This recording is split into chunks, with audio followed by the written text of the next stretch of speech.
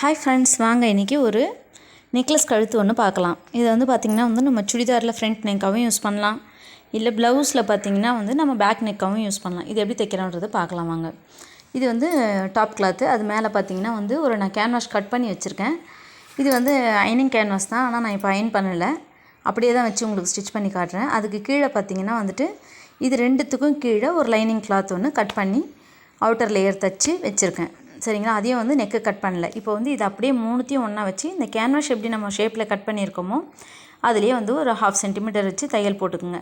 தையல் போட்டுட்டு எல்லா பாயிண்ட்டையுமே அழகாக கையால் கொஞ்சம் கொஞ்சமாக எடுத்து விடுங்க. பாயிண்ட் எடுத்து விட்டுட்டு சரியாக வரல அப்படின்னும்போது நீடியில் வச்சு கொஞ்சம் எடுத்துக்கோங்க. அதே மாதிரி பார்த்திங்கன்னா எல்லா இடத்தையும் கையால் கொஞ்சம் ப்ரெஷர் பண்ணி விட்டுக்குங்க. ப்ரெஷர் பண்ணி விட்டுட்டிங்கனாக்கா அதுக்கப்புறம் அது அயன் பண்ண மாதிரி நல்லா நீட்டாகிடும். இதுக்கப்புறம் பார்த்திங்கன்னா நம்ம ஒரு டிஸ்டன்ஸ் ஸ்டிச்சிங் ஒரு தையல் ஒன்று போட்டுக்கலாம்.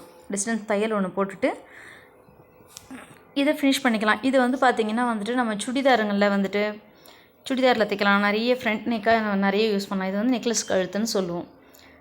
இது அழகாக தைக்கலாம். அதை மாதிரி இப்போ பேக் நெக்காகவும் இதை ப்ளவுஸுங்களை நம்ம பயன்படுத்தலாம். இப்போ ஆரி ஒர்க் ப்ளவுஸ்லாம் பண்ணுறோம் இல்லைங்களா? ஆரி ஒர்க் ப்ளவுஸ்க்கு இந்த மாதிரி பண்ணும்போது ரொம்ப அழகாக இருக்கும். பேக்கில் நாட்டு வச்சு இந்த மாதிரி நெக்லஸ் இந்த மாதிரி கழுத்து ஒன்று தைச்சி ஆரி ஒர்க் டிசைன் பண்ணிங்கன்னா அவ்வளோ சூப்பராக இருக்கும். நீங்களும் ட்ரை பண்ணி பாருங்கள். வீடியோ பிடிச்சா லைக் பண்ணுங்கள், ஷேர் பண்ணுங்கள், கமெண்ட் பண்ணுங்கள், சப்ஸ்கிரைப் பண்ணுங்கள். தேங்க்யூ.